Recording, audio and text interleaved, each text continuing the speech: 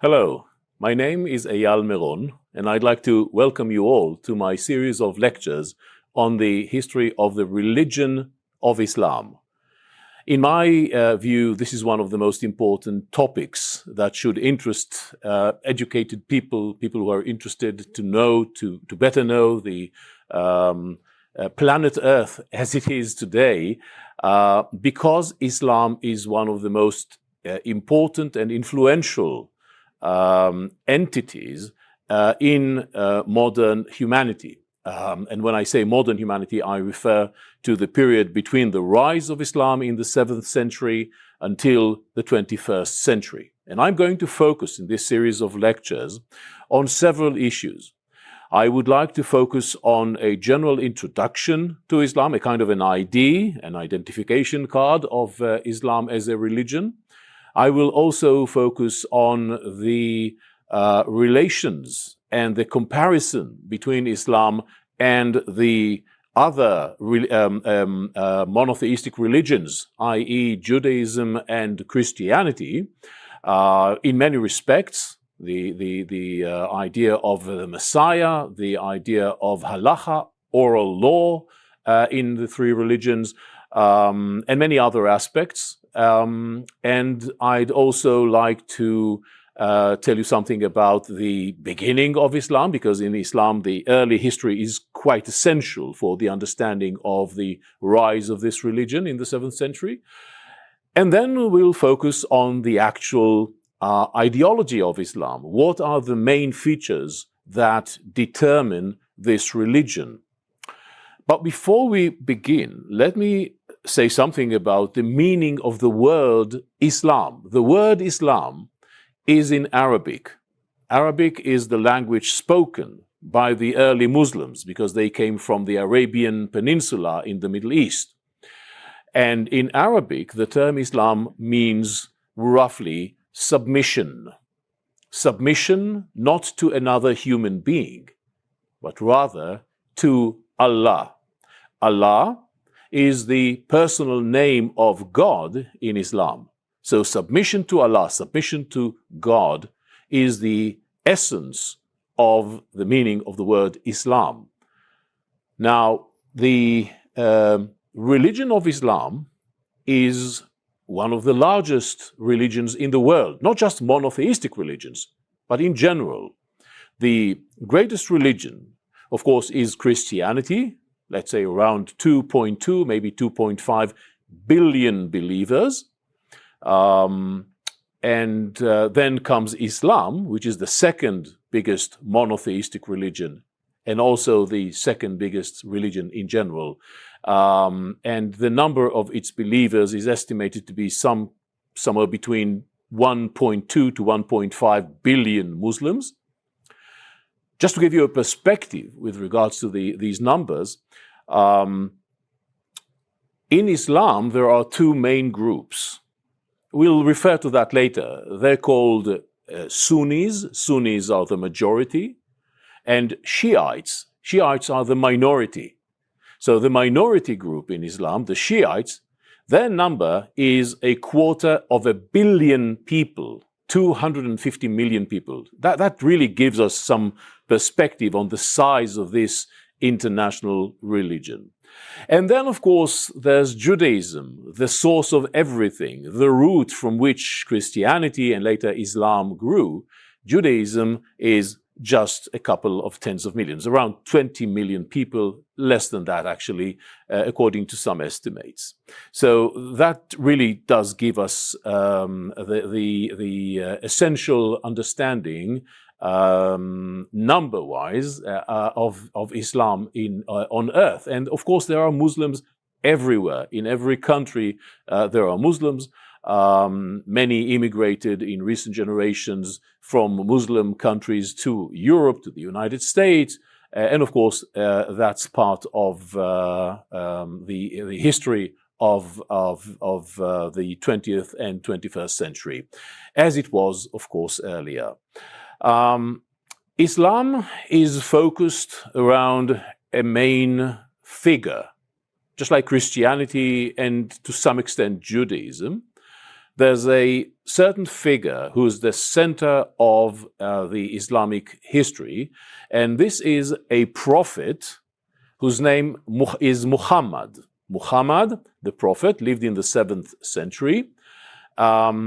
He, according to the Islamic belief, he received from God the holy book, of which I'm going to discuss sometime later. It's called the Quran. I'll explain what the Quran means.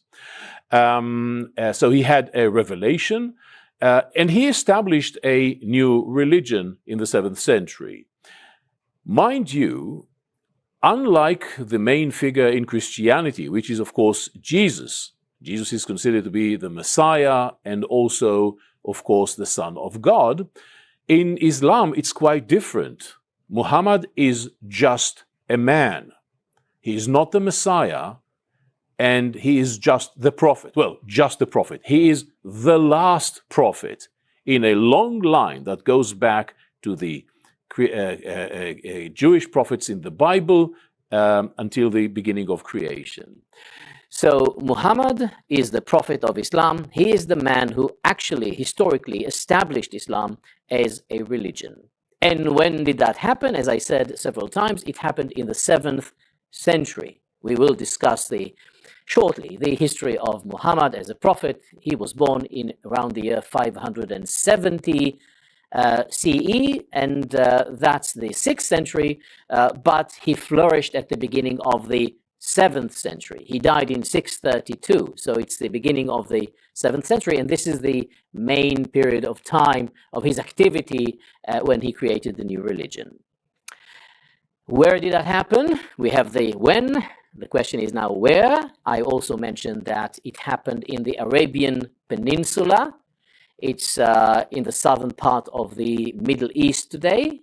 You all heard perhaps about the Kingdom of Saudi Arabia in the Arabian Peninsula, and there are many more principalities and kingdoms around the region.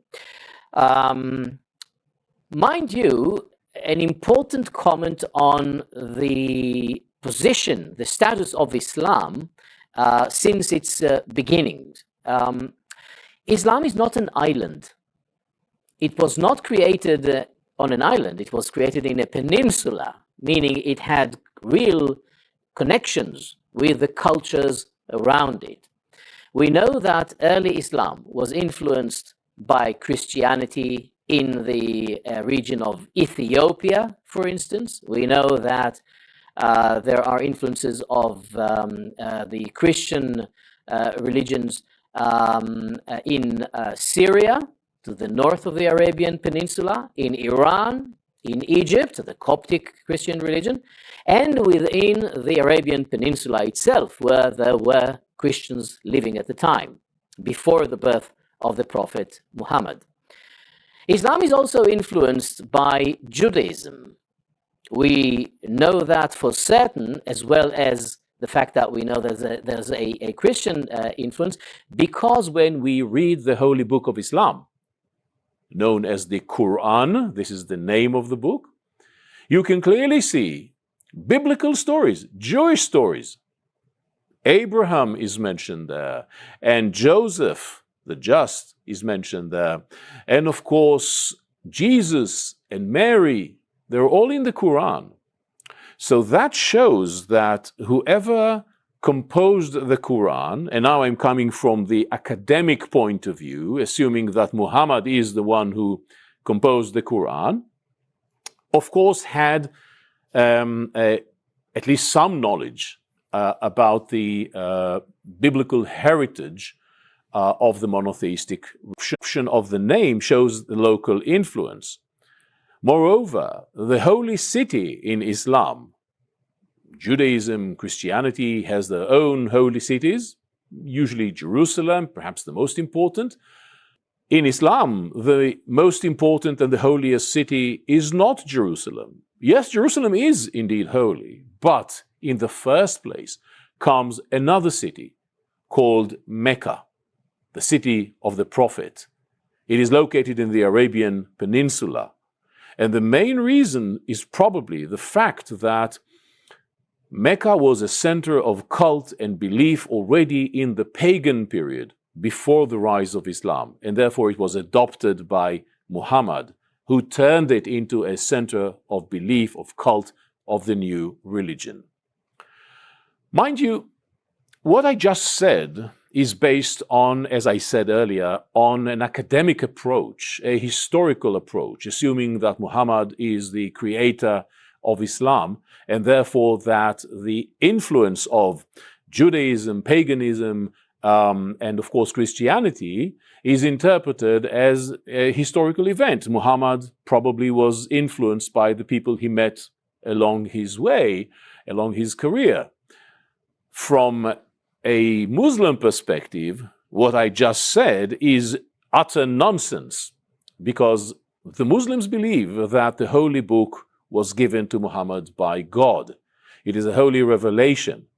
So if there are references to biblical events, that does not indicate influence on Muhammad the prophet. It just shows that God knows what he said in the Bible, and therefore these things reappear in the Quran. So these are two totally different approaches to the birth of Islam.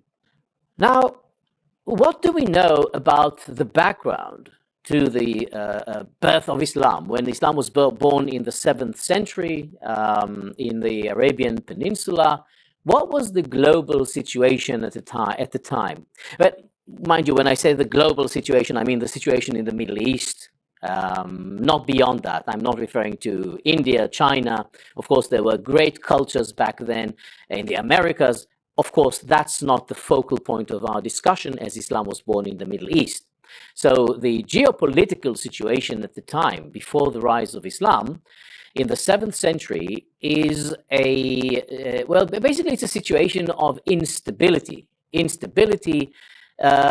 The known world at the 7th century is beginning to crumble down for people in the Middle East. Why? Mainly because this is a period of a constant struggle between the two superpowers of the age. Around the year 600, the beginning of the 7th century, we are talking about the two superpowers of the age, and these are the Byzantines on the one hand. The Byzantines are the Christians. Romans, who turned Christians in the 4th century, and now we call them Byzantines, and they control the western side of the general picture, as you can see on the map. And then, of course, on the eastern side, in the region of Iraq, Persia, that's another kingdom, that's another empire or superpower. It's called the Persian Empire or the Sassanid Empire. It's actually the same thing. The Persians, that's a nationality. This is the name of the nation, Persians, or Iranians as they're called today. They're mostly known this way. So it's a Persian Empire, but the dynasty is called the Sassanid dynasty. So the two superpowers of the age are colliding. You may compare that perhaps, just so we understand what we're talking about, to a huge clash between the United States and China, or the United States and Russia. That was the situation back then in the Middle East. It's a war of the worlds. And of course, during this struggle, which lasted for a couple of decades, both empires were weakened. Yes, the Persians had some great advantages at the beginning, but then the Byzantines retaliated, and the end result was that the Persian Empire crumbled down and the Byzantines were weakened. They did not have the time to recreate their power as it was before the great wars between the two empires, because Islam came out of the Arabian Peninsula right there, right at that time. So the rise of Islam must be understood as taking advantage of the geopolitical situation. Weakening of the superpowers allows for a new power to rise. Now, the important issue is also that I need to address is the fact that during the wars between the Sassanids and the Byzantines, the pagans, the Persians, and the Byzantines, the Christians, tribes from the Arabian Peninsula were actually recruited by the two superpowers to take part in their wars. They hired their services. That, of course, was a very bad idea on behalf of the great empires, because this gave the Arabs from the Arabian Peninsula, who were pagans at this point, it gave them training, it gave them experience. And when time was ripe, when time was ready, they emerge out of the Arabian Peninsula and create their own empire, defeating the Persians and, of course, also the Byzantines, taking over Persia, Iraq, taking over Syria, Egypt, Lebanon, and of course territories in the western side of the Byzantines, including the land of Israel, the Holy Land. So we'll get to that sometime later. In the year 614, we hear that the Persian Sassanid Empire defeats the Byzantines in several battles and actually invades the Holy Land. And they take over the Holy Land. They butcher thousands of people in Jerusalem, and they destroy many churches. At the same time, we also hear about a plague decimating the population of the Byzantine Empire. Within the Byzantine realm, within the Byzantine culture, there's disunity between different kinds of Christians, different denominations, some of them being persecuted by the ruling regime. And that's the background. That is what allowed the rise of early Islam. But the question we should ask is, well, there's good opportunity to be taken at this moment. What actually pushed the Arabs from the Arabian Peninsula? What happened in the Arabian Peninsula when all these issues take place in the regions of the civilization of the Persians and the Byzantines? We'll answer that question in my next lecture.